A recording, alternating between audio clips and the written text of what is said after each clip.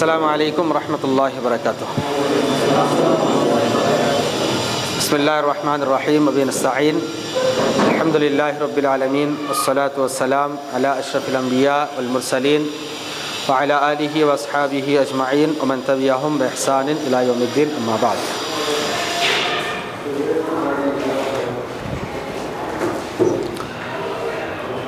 گزشتہ کلاس میں ہم نے یہ معلوم کیے کہ عبادت کے حقدار اللہ تعالیٰ ہے، کیونکہ کلمہ لا الہ الا اللہ وہی کہتا ہے۔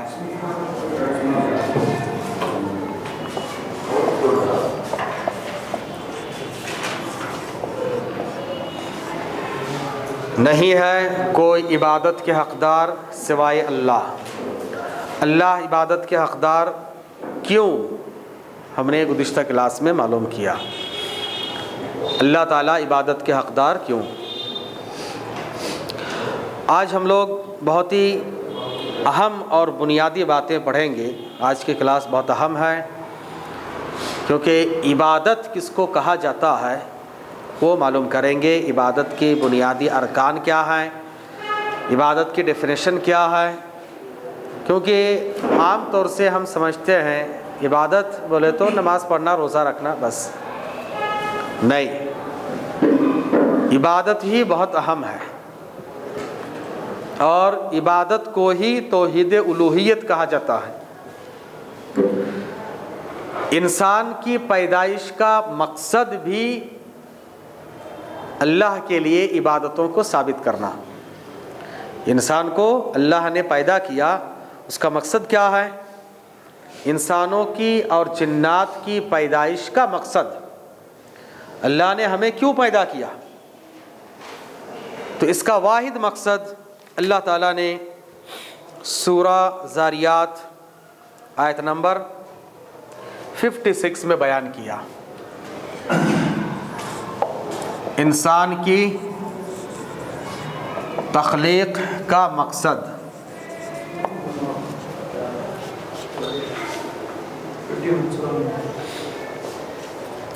سورہ نمبر 51 آیت نمبر 56۔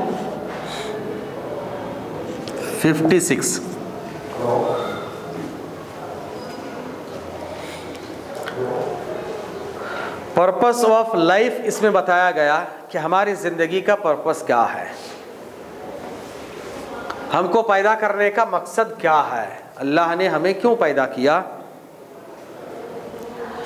وَمَا خَلَقْتُ الْجِنَّ وَالْإِنسَ إِلَّا لِيَعْبُدُونَ، اللہ نے اس آیت میں فرمایا ہم نے انسان اور جنات کو اس لیے پیدا کیا تاکہ وہ ہماری عبادت کریں۔ اللہ کے عبادت کے لیے اللہ تعالیٰ نے انسان اور جنات کو پیدا کیا۔ سورہ الذاریات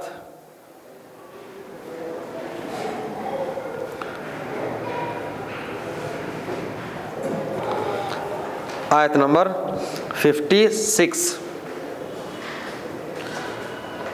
اللہ نے فرمایا، میں نے ترجمہ یہی دیا ہے، اینڈ آئی سے مراد اللہ، created not the jinns and humans except they should worship me alone, اللہ کے عبادت کے لیے ہی اللہ نے انسان اور جنات کو پیدا کیا۔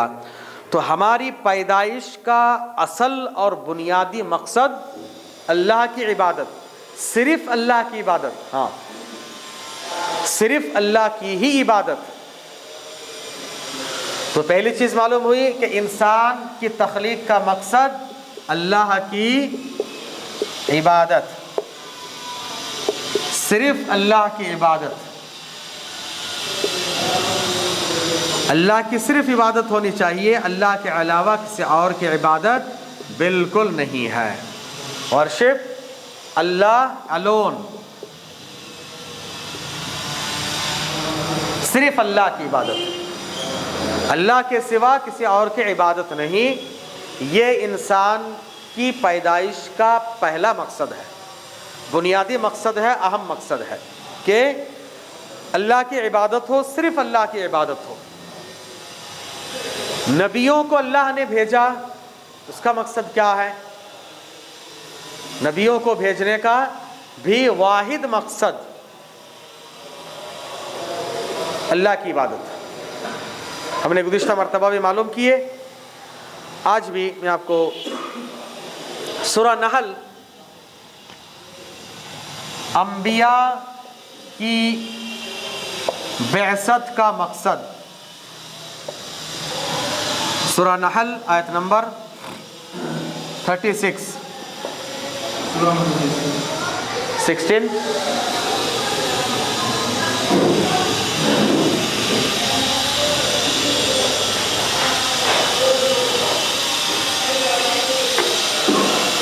اسی طرح سے سورہ انبیاء آیت نمبر 25، سورہ انبیاء سورہ نمبر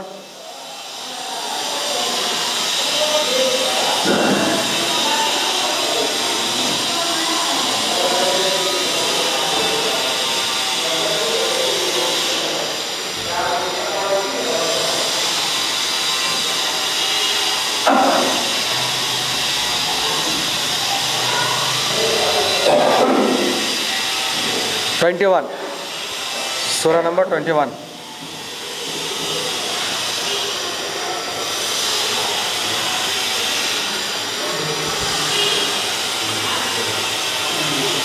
انبیاء یعنی نبیوں کو بھیجنے کا مقصد، انسان کی تخلیق اور پیدائش کا مقصد اللہ کی عبادت،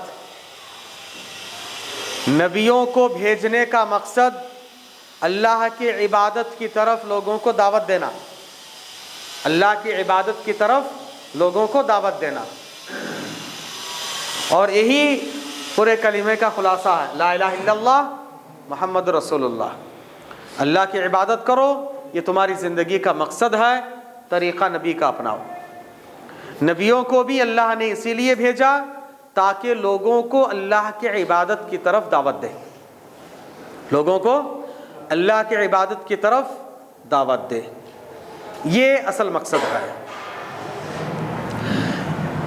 دو باتیں بنیادی طور پر یاد رکھیے، ہماری زندگی کا مقصد اللہ کی عبادت. اللہ نے نبیوں کو بھیجا، کیوں بھیجا؟ اللہ اپنی مرضی سمجھانا چاہتا ہے، اللہ کیا چاہتا ہے، اسی لیے اللہ نے نبیوں کو بھیجا. نبیوں کو بھیجنے کا سب سے پہلا مقصد یہی ہے، اللہ کی عبادت کی طرف لوگوں کو دعوت دینا. پہلی آیت میں وہی ہے، سورہ نحل آیت نمبر 36 میں اللہ نے فرمایا وَلَقَدْ بَعَثْنَا فِي كُلِّ أُمَّةٍ رَسُولًا، ہر امت میں ہم نے رسول کو بھیجا. رسول نے آ کر کیا کہا؟ أَنِ اعْبُدُوا اللَّهَ، اللہ کی عبادت کرو، وَاجْتَنِبُوا الطَّاغُوتَ، اور طاغوت سے بچ جاؤ. تو نبی نے کہا اللہ کی عبادت کرو، اللہ کی عبادت کی دعوت دی. ایسے ہی یہ جو آیت ہے دوسرے نمبر پہ، اس میں اللہ نے فرمایا وَمَا أَرْسَلْنَا مِن قَبْلِكَ مِن رَسُولٍ، اے نبی آپ سے پہلے ہم نے جتنے رسول کو بھیجا سب کی طرف ہم نے وہ وحی کی، ہم نے یہ وحی کی کہ انہ لا الہ الا انا، میرے سوا، یعنی اللہ نے کہا کہ میرے سوا کوئی عبادت کے حقدار نہیں ہے، تو تم فاعبدون، اللہ کی ہی عبادت کرو. بس سمجھ میں آ گئی؟ عبادت اہم مقصد ہے. کلمہ لا الہ میں کیا ہے؟ نہیں ہے کوئی عبادت کے حقدار. تعلق دیکھیے، رابط دیکھیے، نہیں ہے کوئی عبادت کے حقدار سوائے اللہ کے. اللہ عبادت کے حقدار ہے، کیونکہ لفظ اللہ کا معنی وہی ہے عبادت کے حقدار. اللہ کے سوا کوئی عبادت کے حقدار نہیں ہے. معلوم ہوا کہ سب ملا جلا کے اللہ یہی چاہتا ہے کہ عبادت اللہ کی ہو. یہی کلمہ لا الہ الا اللہ کا خلاصہ ہے، نبیوں کو بھیجنے کا مقصد ہے، ہماری زندگی کا بھی مقصد وہی ہے. تو آئیے اب معلوم کریں گے کہ عبادت کیا ہے.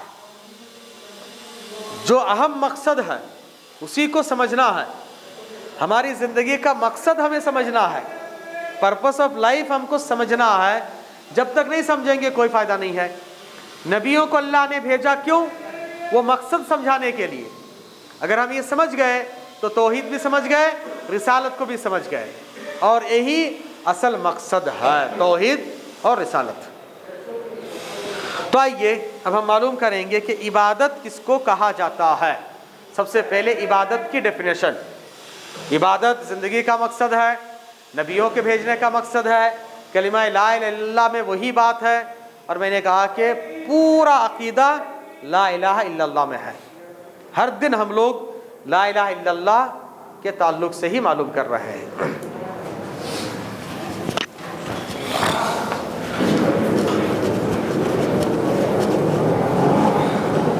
عبادت کس کو کہا جاتا ہے؟ عبادت کی تعریف،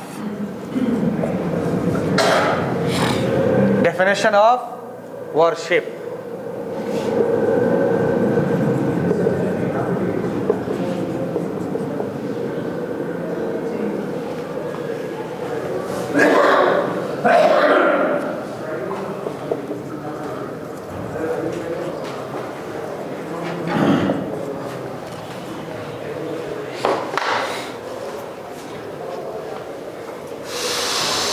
اسپیلنگ غلط ہے تو آپ لوگ صحیح کر لیجیے۔ صحیح بات ہے، ڈسٹرب ہو رہا، فائدہ نہیں ہو رہا کلاس کا۔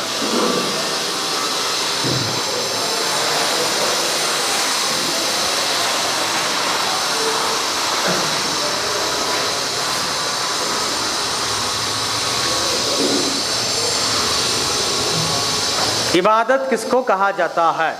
عبادت کی ڈیفینیشن کیا ہے، عبادت کی تعریف کیا ہے، یہ بہت ضروری ہے۔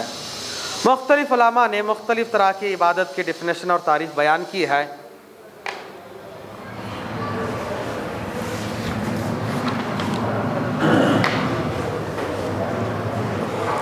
آپ لکھ لیجئے، ہر ظاہری اور باطنی عمل، ہر ظاہری اور باطنی عمل، ہر ظاہری اور باطنی، ظاہری کا مطلب ایکسٹرنل، باطنی انٹرنل، ہر ظاہری اور باطنی عمل،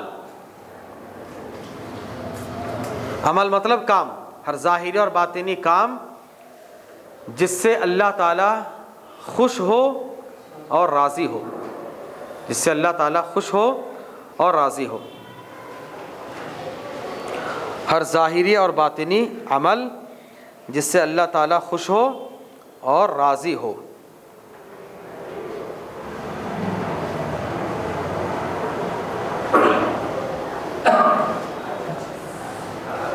ہر ظاہری اور باطنی عمل جس سے اللہ تعالیٰ خوش ہو اور راضی ہو۔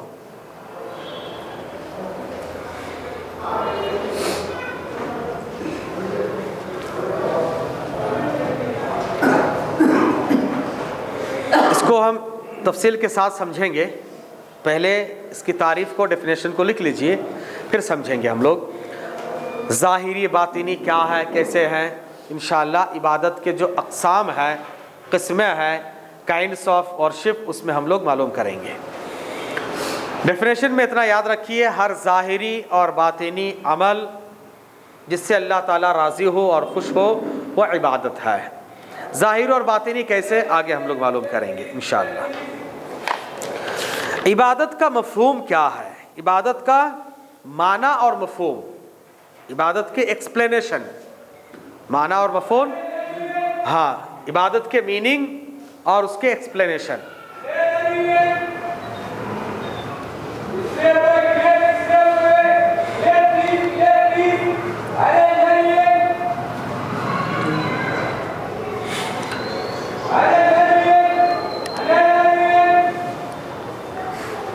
عبادت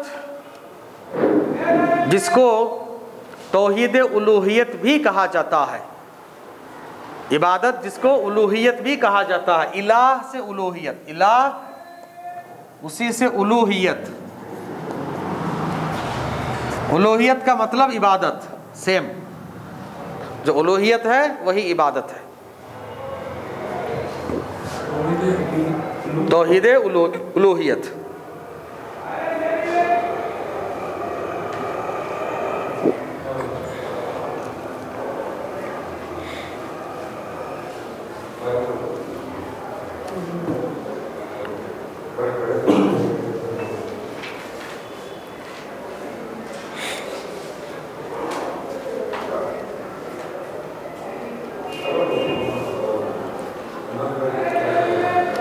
تو پختہ طور پر یہ یقین رکھنا کہ ہر ظاہری اور باطنی اعمال جو اللہ کے لیے خاص ہے اس کو صرف اللہ کے لیے ہی انجام دیا جائے، اللہ کے علاوہ کسی اور کے لیے انجام نہ دیا جائے۔ یہ ہے عبادت کا مفہوم، توحید الوہیت کا خلاصہ۔ اس کو ہم لوگ دوبارہ پھر پڑھیں گے، توحید کی قسموں میں بات آئے گی انشاءاللہ۔ یہاں صرف اتنا یاد رکھیے کہ توحید عبادت کی تعریف کیا ہے، یہ بہت اہم چیز، اس کو یاد رکھنا۔ ہر ظاہری اور باطنی عمل جس سے اللہ تعالیٰ خوش ہو اور راضی ہو۔ عبادت کی دو بنیادی اصول ہیں، عبادت کی دو بنیادی اصول۔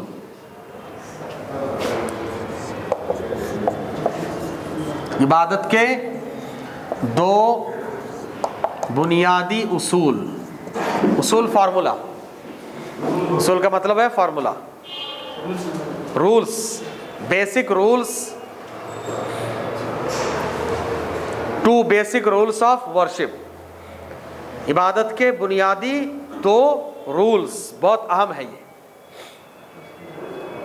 ایک، تمام ظاہری اور باطنی عبادات صرف اللہ کے لیے انجام دے۔ اس کو لکھ لیجئے اپنے اپنے لینگویج میں، تمام ظاہری اور باطنی عبادات صرف اللہ کے لیے انجام دے۔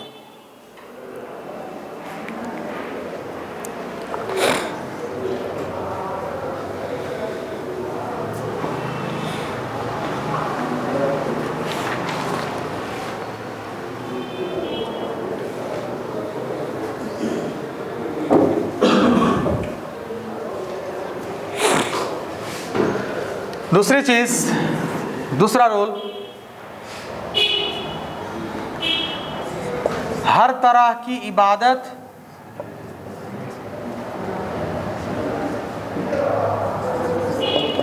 نبی صلی اللہ علیہ وسلم کے طریقے پر انجام دے۔ عبادت صرف اللہ کی ہو، طریقہ نبی کا ہو۔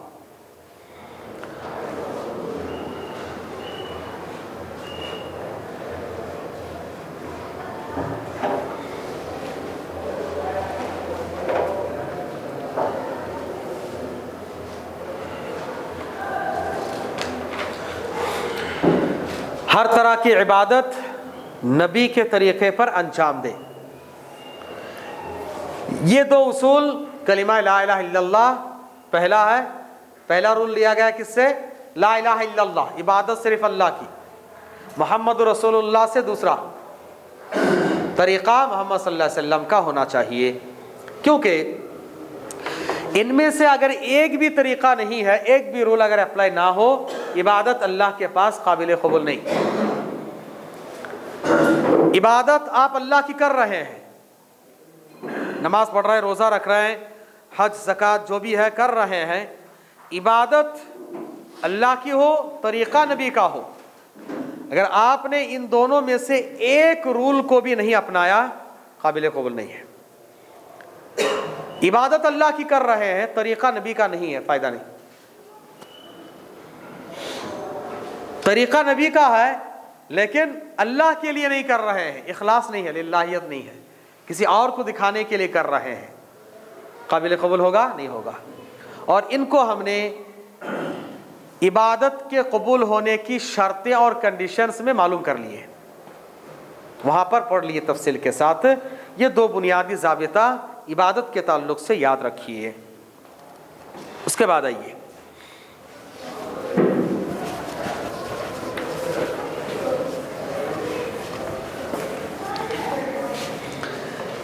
عبادت کے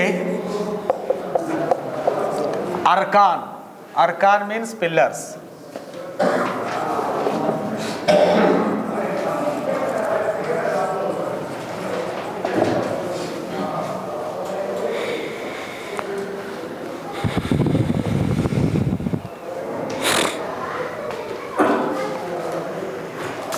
عبادت کے بنیادی ارکان پلرز 3 ہیں.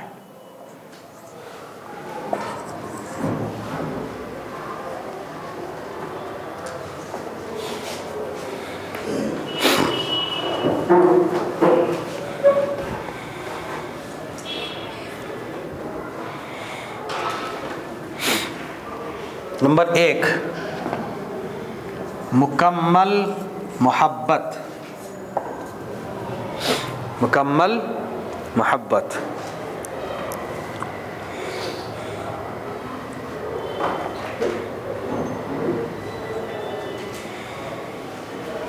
دلیل سورہ بقرہ آیت نمبر 165.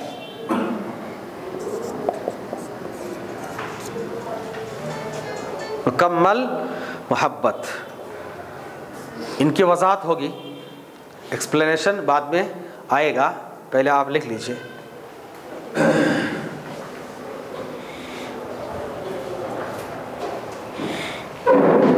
دوسرا ہے مکمل امید.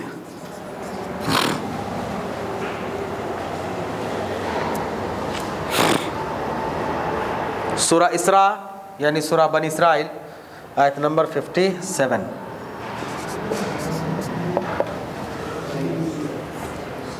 سورہ نمبر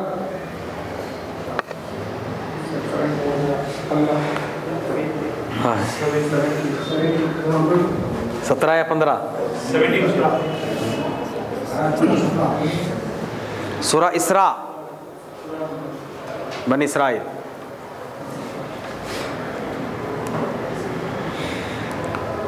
تیسرا رکن ہے مکمل خوف.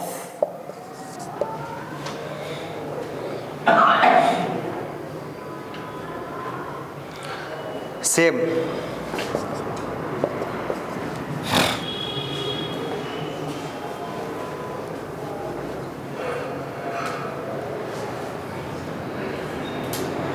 مکمل محبت، مکمل امید، مکمل خوف، مکمل کامل فل.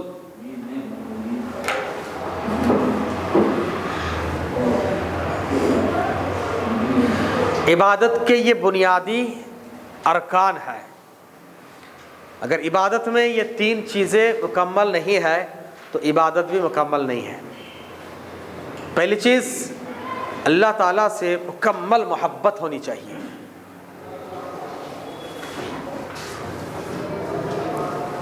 اب دیکھیے اس کو تھوڑا سا میں ایکسپلین کرتا ہوں تو آپ کو پتہ چلے گا کہ کیسے محبت ہونا چاہیے. اس آیت میں سورہ بقرہ کی آیت نمبر 165 میں اللہ نے فرمایا والذین آمنوا اشد حبا للہ.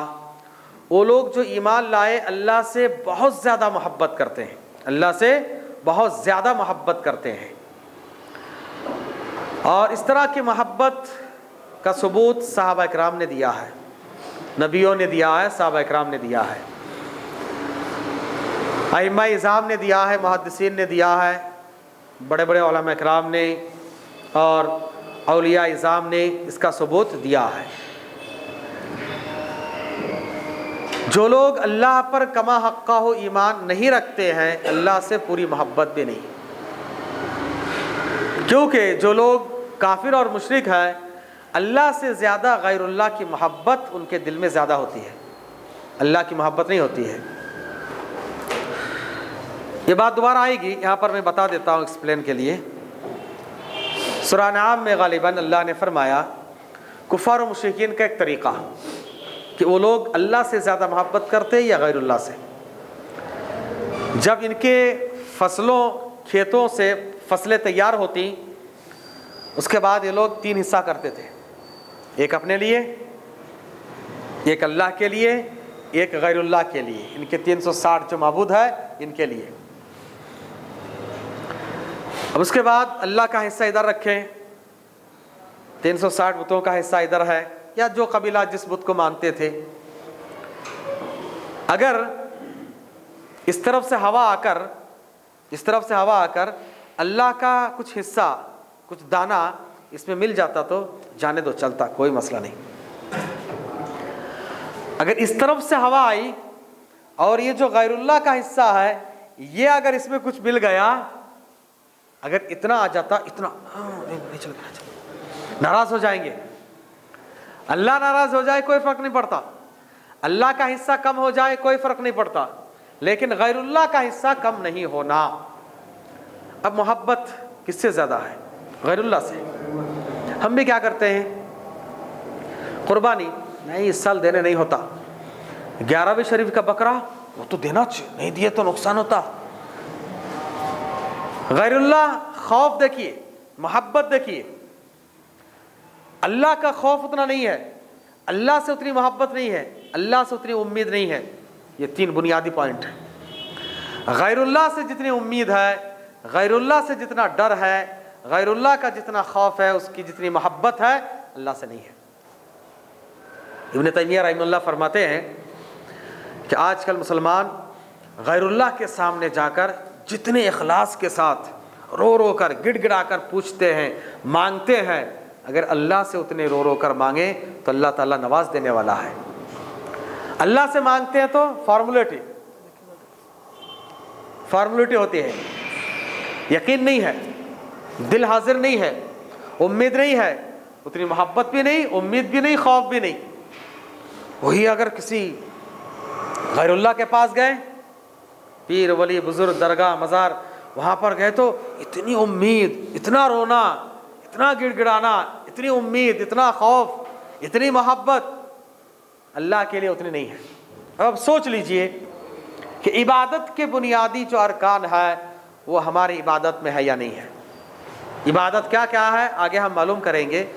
دعا کرنا، رکوع کرنا، سجدہ کرنا، فریاد کرنا، توکل کرنا، نظر و نیاز، ذبح، طواف، یہ سب عبادت ہے۔ ان عبادتوں میں یہ 3 بنیادی پوائنٹس، پلرز مکمل ہونا چاہیے۔ ایک چیز دیکھیے، محبت غیر اللہ سے بھی ہوتی ہے۔ باپ کو بچے سے محبت ہے، اولاد سے، اولاد کو باپ سے، والدین سے، میاں کو بیوی سے، بیوی کو میاں سے ہے، محبت ہوتی ہے۔ امید بھی ہوتی ہے غیر اللہ سے، خوف بھی ہوتا ہے۔ تو کیسے؟ یہ تو عبادت کے بنیادی پلرز ہیں۔ غیر اللہ کے لیے ہو جائے تو شرک ہے کیا؟ تھوڑا سا فرق ہے۔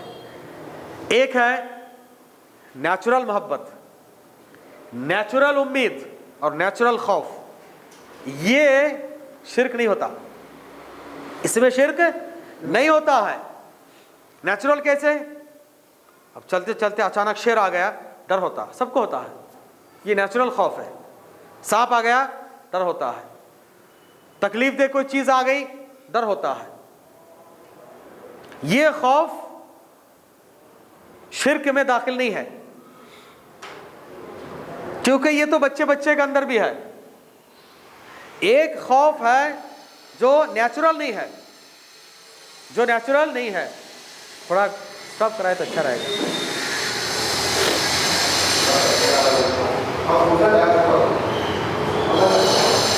ایک خوف ہے جو نیچرل نہیں بلکہ بعد میں آتا ہے، وہ بعد میں آتا ہے، تو وہ کیا ہوتا ہے؟ شرک میں داخل ہوتا ہے۔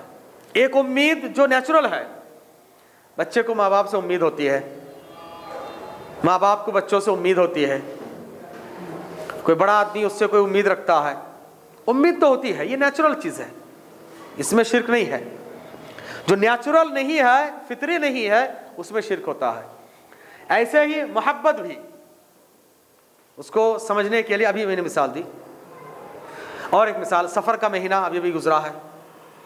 سفر کے مہینے میں اگر ہم کوئی کام کریں گے تو نقصان ہوگا، یہ خوف کیا ہے؟ نیچرل نہیں ہے، یہ نیچرل خوف نہیں ہے، یہ بعد میں آپ کے دماغ میں بھرا گیا۔ سفر کے مہینے میں نقصان ہوتا، نقصان ہوتا، نقصان ہوتا، تب جا کر، یہ نیچرل نہیں ہے۔ 11ویں شریف کا بکرا ذبح نہیں کریں گے تو نقصان ہوگا۔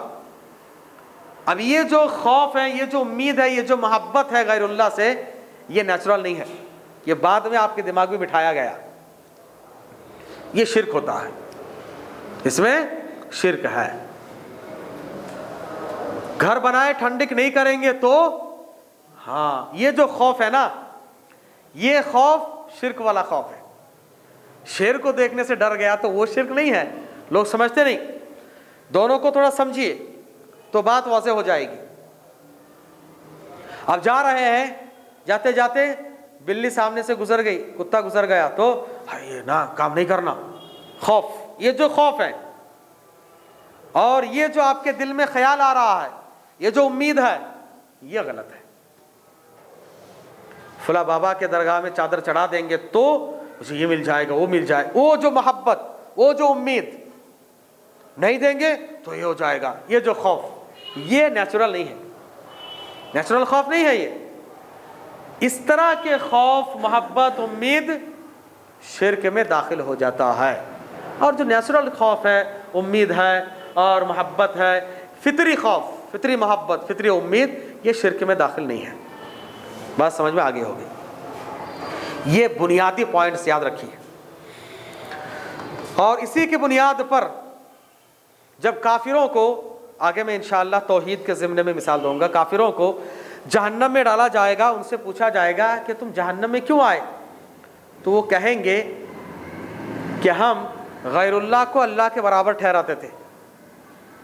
نسبکم برب العالمین, تم لوگوں کو رب العالمین کے برابر ہم لوگوں نے سمجھ لیا تھا, جس کی وجہ سے یہ پرابلم ہے.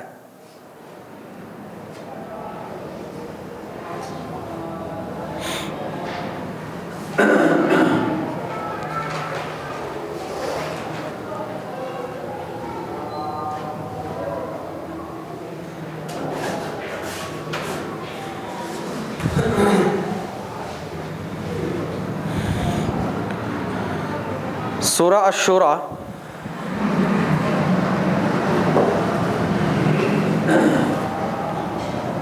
سورہ نمبر 26 آیت نمبر 98.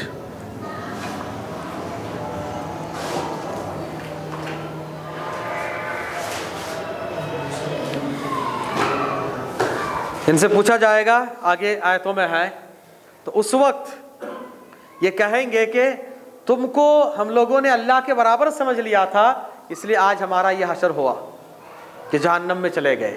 اللہ کی ایکوئل, اللہ کے برابر کسی کو ٹھہرانا نہیں ہے. تو وہی when we held you false gods, جتنے false gods ہیں, as equal, ہم نے برابر کر لیا تھا, as equals in worship with the Lord of the عالمین. اللہ تعالیٰ جو عالمین یعنی پورے دنیا کا رب ہے, اس کے برابر ہم نے تم کو بنا دیا تھا. اور آج تو برابر نہیں ہے, اللہ سے بھی بڑا کیا جا رہا ہے. برابر کرنے سے یہ حال ہوا. اور آج کے کلمہ پڑھنے والے مسلمان اللہ سے بھی بڑھ کے بتاتے ہیں. اللہ سے کیا مانگنا ہے, اللہ کی جھولی میں وحدت کے سوا کیا ہے, جو کچھ مانگنا ہے مانگ لیں گے محبت سے. اعوذ باللہ صلی اللہ علیہ وسلم کیا کہہ رہے ہیں کہ جو کچھ ہم کو مانگنا ہے مانگ لیں گے محمد صلی اللہ علیہ وسلم سے. اللہ کے پاس کیا ہے جی, وہ تو توحید کے سوا کچھ نہیں ہے. اعوذ باللہ, کتنی بڑی بات ہے. اللہ سے بڑھ کے محمد صلی اللہ علیہ وسلم کا مقام آپ نے کر دیا. پہلے لا الہ الا اللہ, اس کے بعد محمد رسول اللہ ہے. پہلے ہم انسان, اللہ کے بندے, پھر نبی کے امتی ہیں. اللہ نے ہی ان کو بھیجا ہے. آج کل تو کچھ لوگ نیا شوشہ, عوام کو, پبلک کو گمراہ کرنے کے لیے دوسرے نبیوں کے بارے میں کہا کہ ہم نے ان کو پیدا کیا, آخری نبی کے بارے میں کہا کہ ہم نے ان کو بھیجا. سب نبی کے بارے میں وہی بتایا اللہ تعالیٰ نے, سب کو ہم نے بھیجا ہی ہے.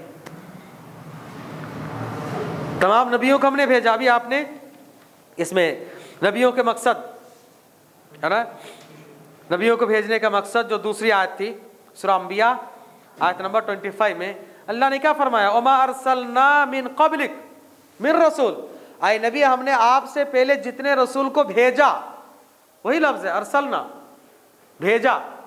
انگلش میں پڑھی وہی ہے, جتنے کو ہم نے بھیجا, سینڈ کیا. تو سب نبی کے بارے میں وہی کہا. یہ پبلک کو گمراہ کرنے کا طریقہ ہے. یہ کہا کہ اللہ نے کہا کہ تمام نبیوں کو پیدا کیا اور آخری نبی کو بھیجا، تو ہر ایک کا جو مقام ہے وہ دے دیجئے، طاغوت اسی کو کہا جاتا ہے۔ کسی کا مقام آپ نے بڑھا دیا طاغوت ہے، اور طاغوت کا انکار پہلے کرنا۔ ہر نبی نے آ کر کہا ان اعبدوا اللہ، اللہ کی عبادت کرو، واجتنبوا الطاغوت، اور طاغوت سے بچ جاؤ۔ طاغوت سے نہیں بچیں گے تو کوئی فائدہ نہیں ہوگا، اور ہم نے طاغوت میں تفصیل کے ساتھ معلوم کر لیے ہیں۔ معلوم ہوا کہ اللہ کے برابر کسی کو قرار دینا محبت میں، امید میں، خوف میں، یہ غلط ہے۔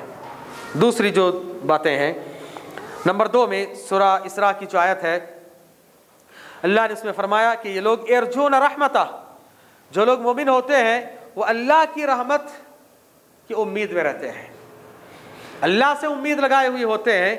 اللہ سے جو چیز مانگنی ہے وہ اللہ سے مانگنا ہے، وہ غیر اللہ سے نہیں۔ وَيَخَافُونَ عَذَابَهُ، اور اللہ کے عذاب سے ڈرتے ہیں، اللہ کے عذاب سے۔ یہ امید ہونی چاہیے کہ اللہ جب تک نہ چاہیں کوئی فائدہ نہیں ہو سکتا، اللہ کی مرضی نہ ہو تو کوئی نقصان بھی نہیں ہو سکتا۔ اس طرح کی امید، اس طرح کا خوف صرف اللہ سے ہونا چاہیے، اللہ کے علاوہ کسی اور سے نہیں۔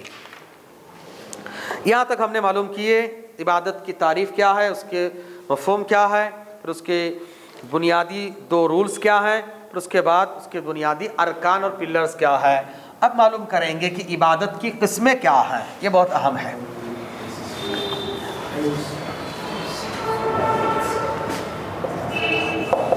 عبادت کے اقسام، کائنڈس آف ورشپ۔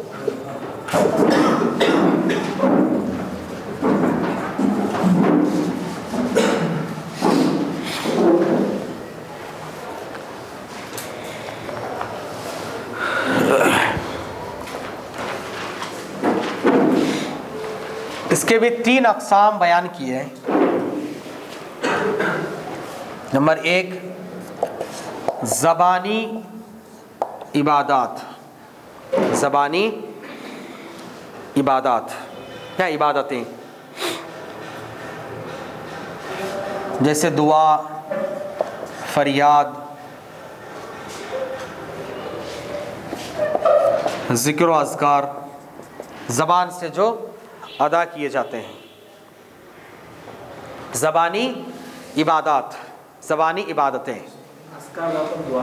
اذکار ہے، دعا، اذکار جو بھی ہے، زبان سے جو پروناؤنس کرتے ہیں، ذکر کی جمع اذکار ہے۔ تو زبانی عبادات، اس کو کیا بولیں گے انگلش میں؟ وربل، اورل، وربل بھی بولتے نہیں۔ زبانی جو عبادتیں ہیں زبان سے ادا کرتے ہیں، دعا مانگتے ہیں تو زبان سے پکارتے ہیں۔ فریاد، فریاد کا مطلب ہوتا ہے مصیبت کے وقت میں کسی کو مصیبت کو ٹالنے کے لیے پکارنا۔ تفصیلات آئیں گی انشاءاللہ ہر ایک کے تعلق سے، پہلے لکھ لیجئے۔ نمبر 2 بدنی عبادات،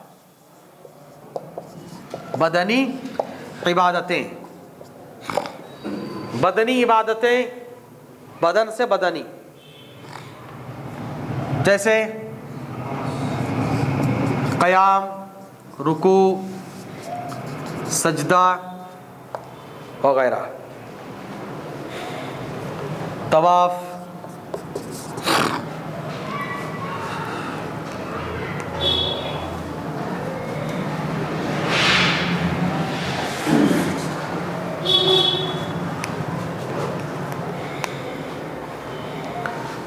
بدنی یعنی جسمانی، جسم کے پارٹس، باڈی پارٹس سے جو عمل کر کے دکھاتے ہیں۔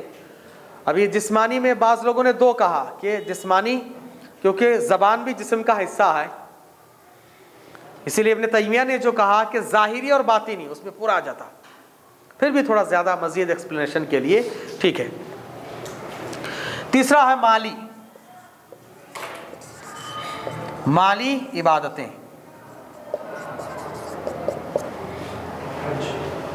جیسے قربانی, ذبح اور زکوٰۃ. حج میں دونوں طرح ہے. زکوٰۃ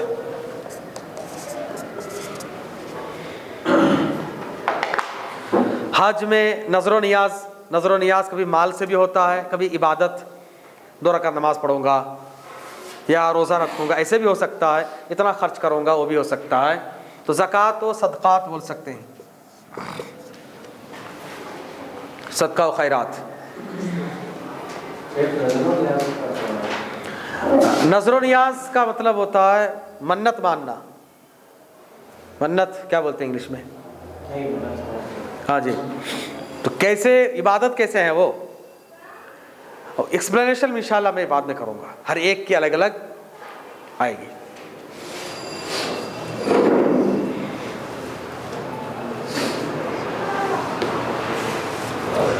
تو زبانی, بدنی اور مالی, یہ 3 طرح کی عبادتیں ہیں. زبانی, بدنی اور مالی. ہر طرح کی عبادت صرف اللہ کے لیے کرنا ہے. زبانی ہو, بدنی ہو یا مالی ہو, ہر طرح کی عبادت صرف اللہ کے لیے ہی انجام دینا چاہیے. اب آئیے ہم لوگ ایک ایک کر کے معلوم کرتے ہیں. سب سے پہلے زبانی عبادات کیا کیا ہیں. ایسا ٹائم بھی ہو رہا ہے, کام کے لیے بھی تھوڑا ویٹ کر رہے وہ لوگ.